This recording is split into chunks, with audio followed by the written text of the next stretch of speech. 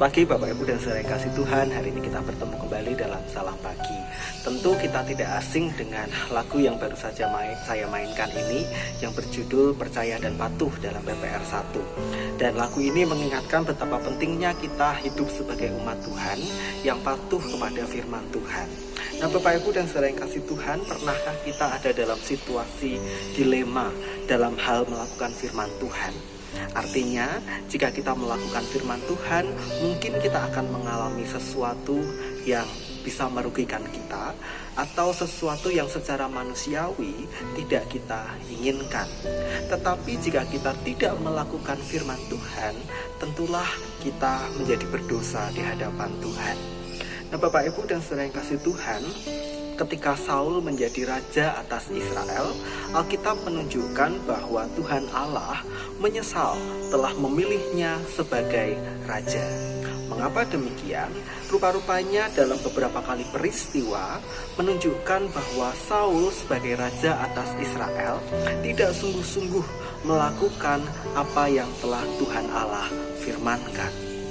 Pada 1 Samuel pasal yang ke-15, ketika Saul diperintahkan Tuhan untuk berperang melawan orang Amalek, Saul tidak melakukan atau tidak bertindak tepat seperti yang Tuhan kehendaki. Di sana Tuhan Allah memerintahkan Saul untuk menumpas habis orang Amalek, bahkan seluruh harta benda dan ternaknya. Tetapi oleh Saul, Raja Amalek Agag ditangkap hidup-hidup dan ia membiarkan pasukannya menjarah ternak yang ada di sana. Pikir Saul, Tuhan Allah akan berkenan menerima korban bakaran dan korban sembelihan hasil jarahan itu. Dengan sikap itulah Tuhan Allah menolak Saul sebagai raja Israel. Dan Samuel menegur Saul demikian di 1 Samuel pasal 15 ayat 22. Tetapi jawab Samuel, apakah Tuhan itu berkenan kepada korban bakaran dan korban sembelihan sama seperti kepada mendengarkan suara Tuhan? Sesungguhnya mendengarkan lebih baik daripada korban sembelihan, memperhatikan lebih baik daripada lemak domba-domba jantan. Bapak Ibu dan saudara yang kasih Tuhan, dari teguran Samuel kepada Saul itu, kita bisa belajar dua hal. Yang pertama adalah kepatuhan atas firman Tuhan adalah hal yang mutlak untuk kita kerjakan. Saul beralasan bahwa ia takut kepada pasukan Israel, sehingga ia membiarkan pasukannya menjarah ternak orang Amalek. Saul menunjukkan betapa ia lebih takut terhadap manusia daripada terhadap Tuhan Allah yang telah mengurapinya sebagai raja atas Israel. Seharusnya Saul mengikuti dengan sungguh-sungguh apa yang Tuhan Allah firmankan, sehingga ia tetap berkenan di hadapan Tuhan. Namun ternyata dia lebih menuruti perkataan rakyatnya daripada perkataan Tuhan. Dari sini kita merenungkan bahwa betapa yang Saul lakukan adalah tindakan yang kadang-kadang juga kita lakukan.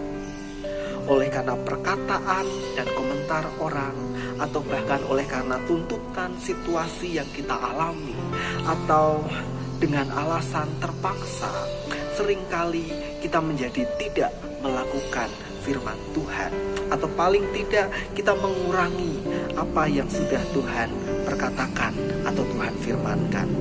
Dan bagi Tuhan, ternyata sikap itu adalah sikap yang tidak berkenan di hadapan Tuhan.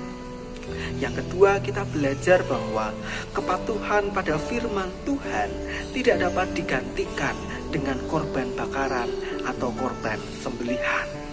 Saul mengira bahwa ketika dia tidak melakukan firman Tuhan, dia bisa menggantikannya dengan mempersembahkan korban bakaran dan korban sembelihan. Pikirnya Tuhan pasti memaklumkan dan berkenan menerima persembahan itu.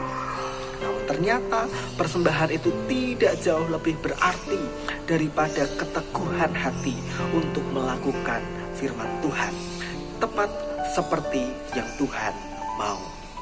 Kini kita belajar bahwa dalam hal melakukan firman Tuhan, Tuhan Allah tidak mengenal kata kompromi. Dan Ia ingin kita melakukan firman-Nya tepat seperti yang Ia mau. Bahkan hal itu tidak bisa digantikan oleh persembahan apapun. Tuhan hanya ingin satu hal, bahwa kita umat-Nya selalu taat akan firman-Nya. Jadi mari sebagai umat Tuhan kita belajar untuk terus mengerjakan firman Tuhan tepat seperti yang Tuhan kehendaki, dan dengan hati yang teguh dalam mengerjakan firman Tuhan itu, agar hidup kita selalu berkenan di hadapan Tuhan. Mari kita berdoa. Terima kasih Tuhan untuk firman yang kami renungkan pada pagi hari ini. Kami belajar agar hidup kami setiap hari melakukan firman Tuhan tepat seperti yang Tuhan mau, dan hati kami diteguhkan sehingga kami disebut pelaku firman Tuhan. Kami memulai hari kami hari ini ya Tuhan, kiranya Tuhan menyertai kami. Di dalam nama Tuhan Yesus kami berdoa dan mengucap syukur. Amin. Selamat menjadi pelaku firman Tuhan.